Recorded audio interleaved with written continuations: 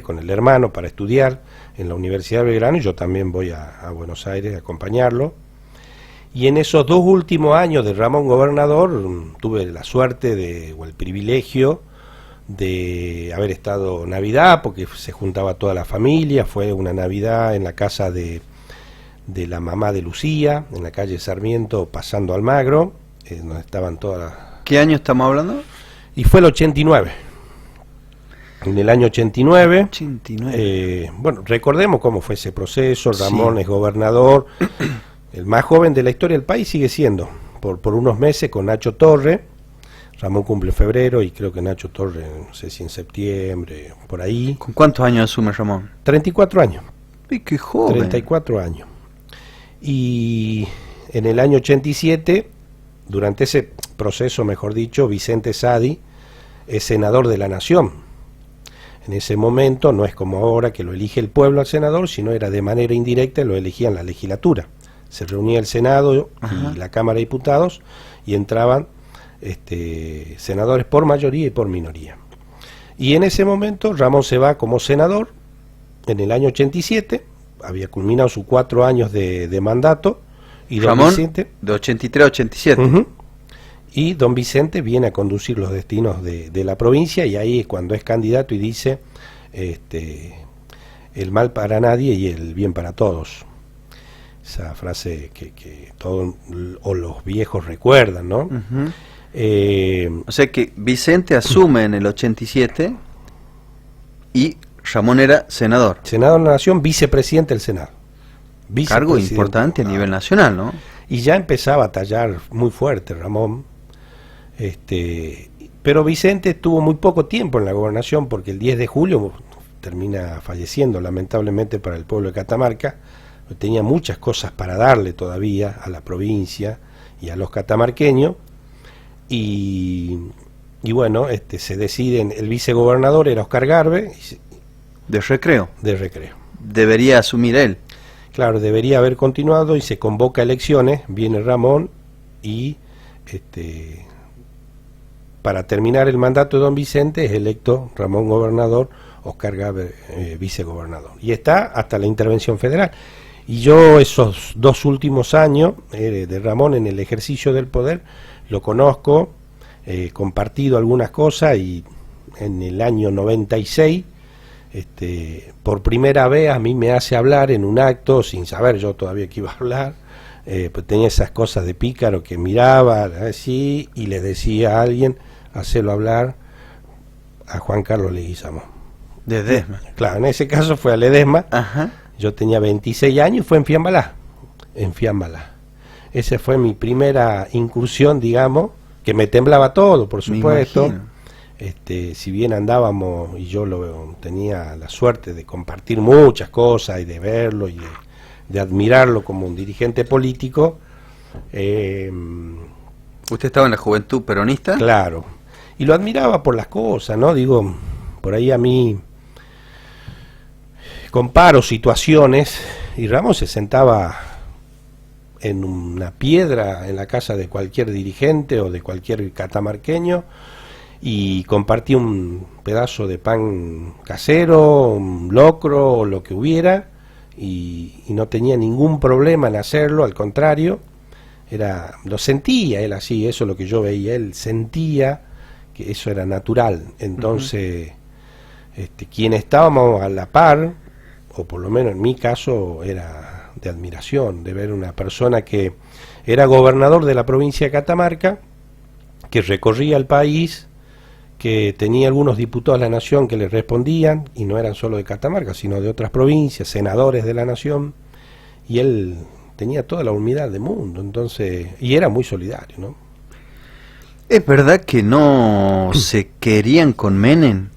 Que había una disputa ahí porque tenía mucho poder o mucho futuro Ramón Sadi, que podía opacar las intenciones de Menem. Bueno, Ramón ahí estaba oscilando los 40 años. Quien lo hace presidente de la Nación a Carlos Menem fue don Vicente Sadi.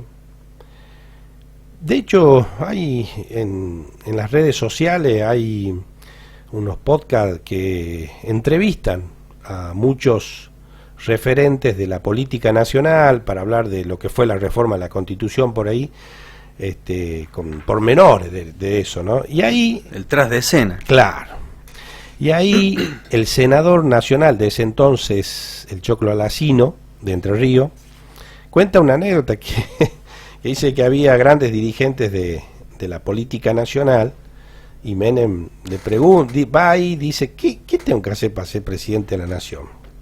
Y ahí don Vicente le dice, primero no te pelees con nadie, segundo recorre todo el país, no dejes ningún lugar de nuestra República Argentina sin ir, y tercero, tenés que quedar bien con toda la prensa. Don Vicente aconsejando a Menem. Sí, había pesos pesados, ¿no? Dos changos dirigentes del norte argentino, ¿no? Claro, dos provincias chiquitas. Claro. Dos provincias chiquitas. Bueno, don Vicente, antes de fallecer, en Tucumán se consagra presidente del Partido Justicialista a nivel nacional. En el año 86. 86 creo que fue, sí. Ajá. En una interna con Herminio Iglesias.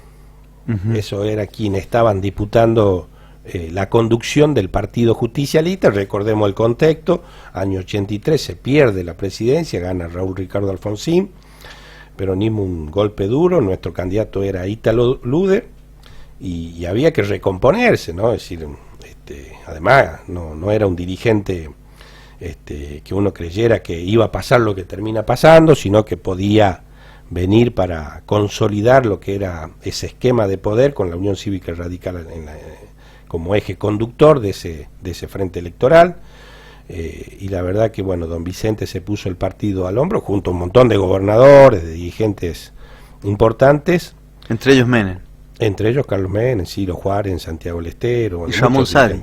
Pues sí, por supuesto, Ramón que yo creo que por ahí, bueno, quizá más adelante metemos, pero digo, quizá la juventud de ese momento lo hizo o adelantarse a ciertas jugadas que por ahí no lo tendría que haber hecho. Quizá, lo pasa que también por ejemplo, Vicente, y haber salido a disputar y pintar Menem presidente, Ramón conducción.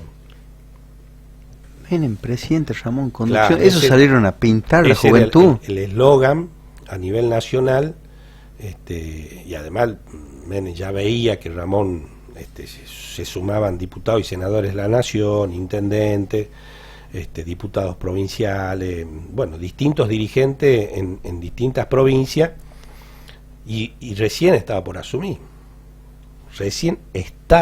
asumir. O sea, fue como dice usted, una jugada adelantada. No, y además después Menem terminó liquidando todo, ¿no? Es decir, a los gremios, a los militares, a la dirigencia política, todo lo que podía ser un escollo en su carrera política, en su presidencia, lo termina aniquilando. Incluso se mete en las provincias, bueno, todo un tema, ¿no? Empieza a crear a Scioli, Palito Ortega en Tucumán. Se leyó todo el libro de Maquiavelo. Sí, completo, lo puso en ejecución. Ahora, usted me está relatando todo lo que es el núcleo del sadismo en esa época. Sí, recuerde que yo era chico, ¿no? Sí, eso seguramente otras personas le darán mucha más información con más detalles todavía. Eso le quería preguntar, ¿de dónde viene Juan Carlos Ledesma? ¿Cómo se mete en el núcleo del sadismo? ¿Dónde naciste? ¿Cómo fueron tus primeros pasos en la política? Bueno, del barrio La Tablada, acá cerquita, pero digamos, en ese momento era un barrio de la orilla. Uh-huh. Y esas cosas de la vida a mí me hacen pasar un día por el Club Montmartre, que frente a la Alameda. Claro, que era un club de cheto, digamos. Ahí estaba la pileta de natación del centro. Eso es lo que a mí me llama la atención, y yo entro y ahí está un profe de tenis que además tenía la administración de la cancha de tenis, Roberto Delgado, que a mí me ayudó muchísimo también, y me dice, vení, ayúdame acá, dice la pileta. No, yo lo ayudaba. Y él después me deja bañar un poco. Obviamente, yo usaba la ¿Qué pileta. Y ahí tenía 14 años, año 84, 85, 15 años, y y él era profe de tenis, entonces me dice, vení, te voy a enseñar a jugar al tenis. Y claro, iban todos. Deporte de cheto también. Claro, iban todos, digamos. Y ahí entre eso estaba Gustavo, su hermana, y otros amigos míos que, bueno, después nos hicimos amigos y que son grandes amigos míos. Y bueno, yo la verdad no tenía para competir, pero algo le entendí, entonces empiezo a competir y ir a lo que en ese momento se llamaban los zonales, y competíamos con Salta, Tucumán, Salta, Jujuy, Santiago del Estero, incluso íbamos a La Rioja. Y la Federación de Tenis y esa gente me empiezan a regalar raquetas de tenis, pantalón, remera, porque era, como usted dice, de elite y era muy caro. Si cortaba la cuerda, no iba a poder cambiar la cuerda, después era muy complicado. El amigo Gustavo le prestaba la raqueta. La Federación de Tenis me compraba y es más, me llevaban, me pagaban el viaje, no podía pagar nada yo, absolutamente nada. Pero sí era bueno para el tenis. Sí, por eso ¿Sigue siendo bueno? No, ahora estos días he vuelto a jugar al tenis un poco, pero sí tengo ganas de volver para hacer un deporte. Y ahí empiezo a conocer. Y un día esas cosas de chico rebelde, me voy de mi casa. No. Y todos estos chicos se reunían enfrente de lo que era el diario La Unión, estaba Diógenes. Y ahí había... ¿Qué era Diógenes? Era como un bar. Ajá. Entonces, como un bar no, era un bar. Y había pool, billar, ping pong. Y bueno, íbamos a jugar a esas cosas. Usted se va de su casa enojado por alguna discusión. Sí, claro. Y ahí me dice el hermano de Gustavo, me dice, vení, vamos a casa, me dice. Pero como si fuera algo así. Me quedé muchos años vivir ahí. No, ¿en serio? Claro.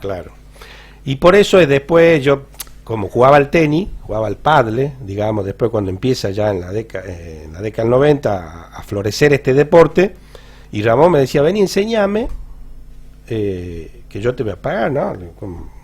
Yo iba a esa casa. Mientras usted ya vivía ahí. Ya vivía ya vivía en la casa. Era el niño adoptado, el adolescente adoptado, claro, de los Sadi. Sí. Y la madre de Gustavo Hernández presentaba como un hijo. Claro. Y Ramón ya estaba viviendo en la Avenida Ocampo. Ya era, arriba, claro, era gobernador en esa época. Ya había dejado de ser gobernador. Era la candidatura de él en el año 91 como candidato a gobernador. Y ahí, arriba del Quincho, está la cancha de pádel. Y ahí vamos a jugar al pádel. ¿A dónde? En la casa de la Avenida Ocampo. ¿Hay una cancha de pádel? Sí, en la casa hay una cancha de pádel. Y ahí vamos a jugar. Iba Gustavo, Arnoldo, su hermano, que por supuesto, bueno, yo los quiero mucho, pero digo, iban otros chicos que hoy son hombres de acá, que ocupan algunos espacios, y de nuestra sociedad, digamos. Uh-huh. Y ahí vamos a jugar. Y ahí se prendía Ramón, se prendían algunos amigos de él. ¿Usted le enseñó a jugar al tenis, Ramón? Y le cuento una travesura. A ver. Al padre no le enseñaba, jugábamos, y por ahí él me decía, vení, nosotros llevábamos pelotas usadas y muy viejas, y ellos tenían pelotas nuevas y les robábamos y las llevábamos la pelota. Sí. Algunas paletas también me debo haber traído. No, Sí. La casa que había de la gobernación en Pirquitas tenía una cancha al frente, una cancha de tenis. Ahí había una cancha de tenis. Ahí le enseñaba también. No, esa etapa yo no la viví. No, yo no fui a la quinta ahí del gobernador, digamos, la casa del gobernador en Pirquitas, yo no fui. ¿Ese es anterior a su época de juventud? Claro, en la última etapa debe haber estado, pero yo no fui.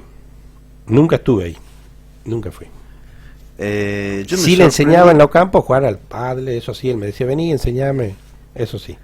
Y usted viviendo ahí en la casa con Gustavo, con los hermanos, con la familia, me imagino que se respiraba política, se hablaba de política todo el tiempo. Decían ahí, che, además, algún día vos vas a hacer algo, yo voy a hacer esto, vos vas a hacer lo otro. ¿Cómo eran las conversaciones que se tenían? La rosca. Pero imagínense que Gustavo era chico, muy chico, tenía 12 años, 13 años, 11 años. Bueno, por supuesto, iba creciendo, Claro, y todos conocían a Ramón, de esos chicos que hoy son claro, grandes. sí, era el político más importante de la Claro, provincia. y todo el tiempo se hablaba ahí de política, todo el tiempo. Ellos militaban muy de chico.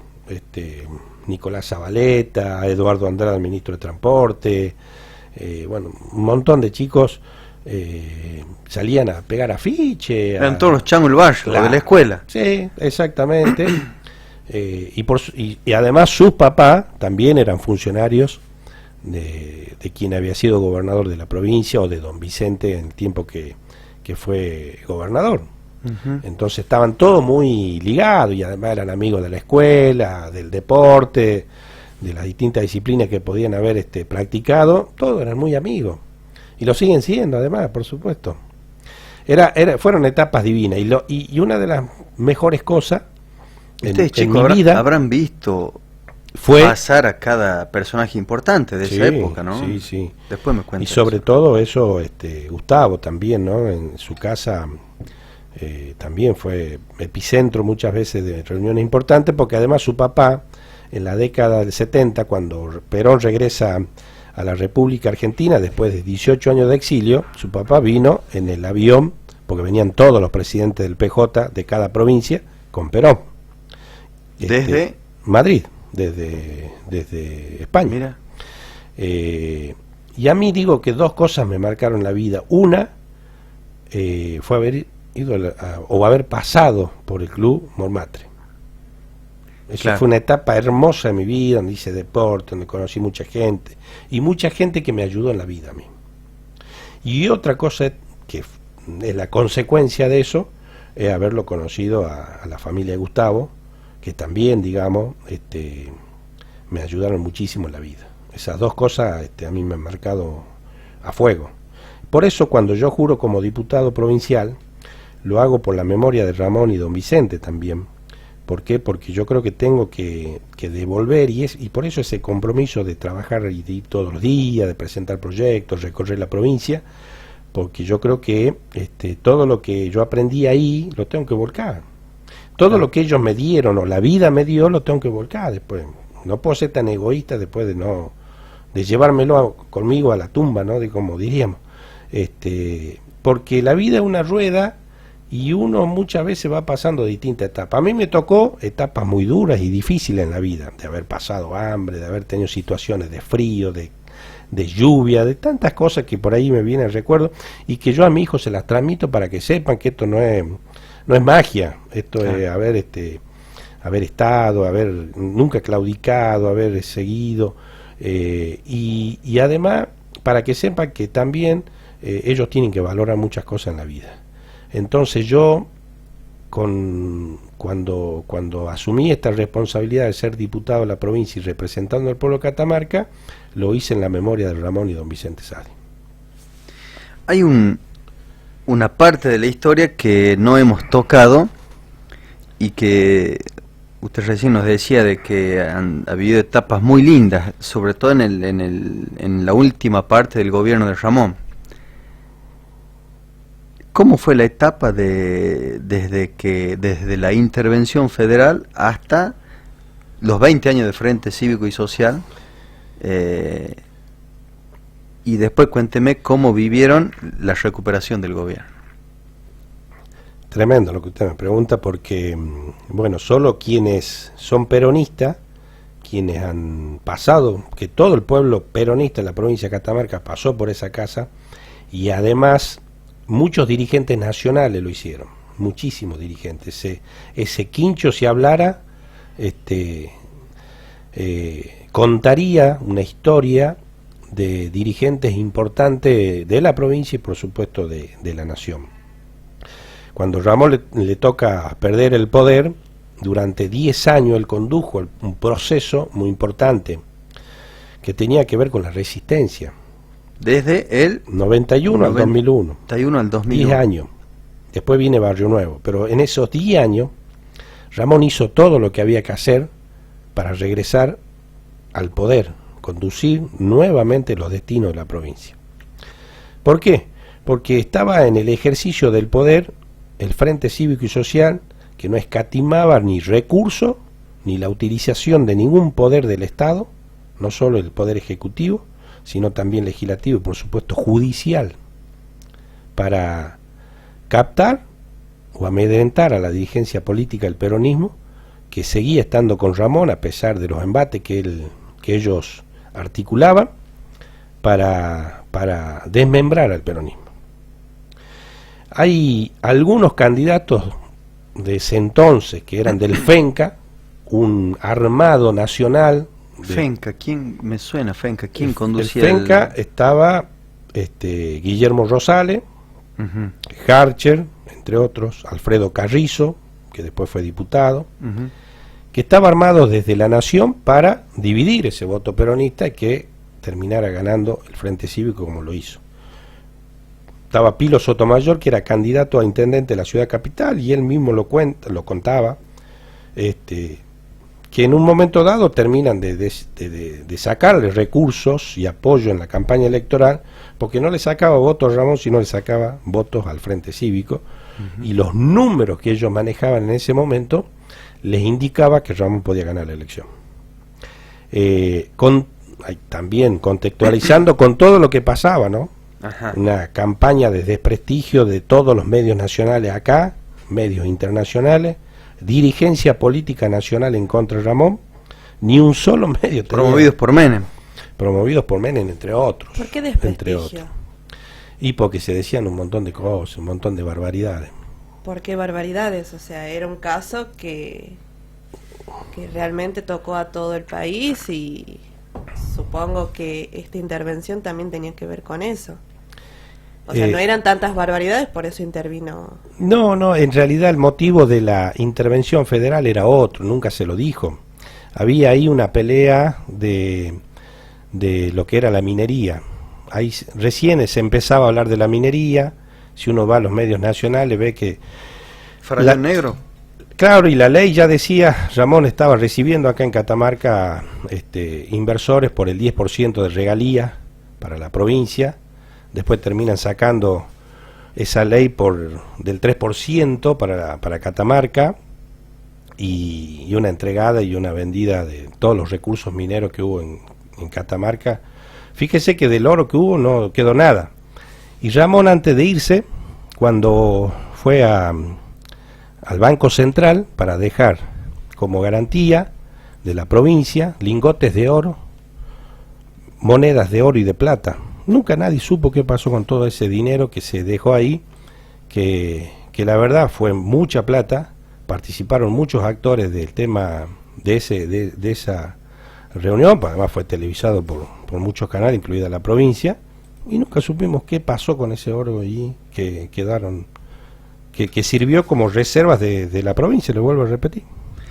Cortito, así, porque está tan entretenido que se nos fue el tiempo. ¿Cómo vivieron la recuperación del gobierno en el 13 de marzo de 2011? Bueno, y la previa, ¿no?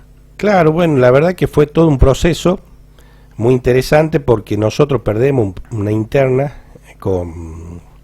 partidaria con Jorge Moreno. ¿Ustedes estaban con Moreno? No, Jorge Moreno. Con Ramón. Nosotros estábamos con Ramón. Ramón participó de la interna. Claro. Ramón, Jorge Moreno. Ramón, candidato a gobernador, y Jorge Moreno del otro espacio con la renovación peronista que eran los Jalil. Ajá. Y ahí... ¿Y Lucía? No, ellos no participan. Entonces, después de ese proceso que gana Moreno a Ramón, porque se meten muchos intendentes a jugar a favor de lo que era... no le va a gustar a Jorge, pero bueno, a jugar a favor de lo que fue ese espacio político,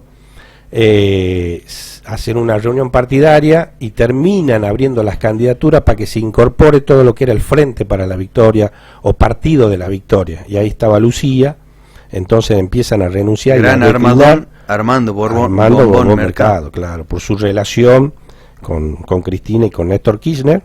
Y ahí en Buenos Aires cuenta la historia que se termina definiendo que Lucía sea candidata a gobernadora y Dalmacio Mera a vicegobernador, porque algunos querían que sea al revés la fórmula, pero creo que, no sé si Cristina o Néstor, uno de los dos le baja el pulgar a Mera y termina catapultando a Lucía para que siga. Y bueno, Costó que Ramón se sumara, pero Gustavo con todo el sadismo jugó fuerte y después Ramón entendió y también fue parte de ese proceso que es la recuperación del gobierno de la provincia de Catamarca para el peronismo. Se nos fue el tiempo, muchísimas gracias. Me entretuve, ya hace 8 y 2 minutos, ya viene la verdad gente. que es toda una historia muy rica que hay que conocerla en profundidad para hablar, porque después si no empezamos a tocar de oído y hablar y decir cosas que nada que ver con lo que verdaderamente sucedió durante muchísimos años. Imagínense, ya han pasado más de 30 y pico de años, pero nada, yo reivindico la figura de Ramón, porque la conocí, porque viví esa etapa, la conozco toda. Cortita así, en algún momento iba una periodista durante ese proceso y decía que le pegaban y no, nadie le pegaba. Que le pegaban a la periodista. A la periodista. Claro, era una cosa de loco, es decir, una mentira tras otra, entonces bueno, nada, pasaba eso y había que... Pero lo mismo la dirigencia política del peronismo se la aguantó y salíamos como los mormones con los votos y las cartillas casa por casa a pedir el voto por el peronismo, y la gente durante muchos años después, que aún en el Frente Cívico uno recorría el interior y había una foto de Ramón en cada casa a la que por ahí no invitaban, y eso para nosotros hoy lo siguen recordando. Yo voy mucho a Santa María, la gente lo sigue recordando y dice: esta obra la hizo Ramón, este asfalto, este poste eléctrico, el tema del agua, todavía. Y en ese momento no había plata, porque no estaba la coparticipación, había que ir a ver el gobierno nacional, golpear la mano y arreglar. Uno de los creadores de la coparticipación fue Vicente Sadi. Don Vicente Sadi. Por eso tenemos nosotros un punto más que la provincia de La Rioja, otras provincias muy parecidas como San Luis también. Muchas gracias, Juan Carlos. No, gracias a ustedes, un placer enorme venir a la radio.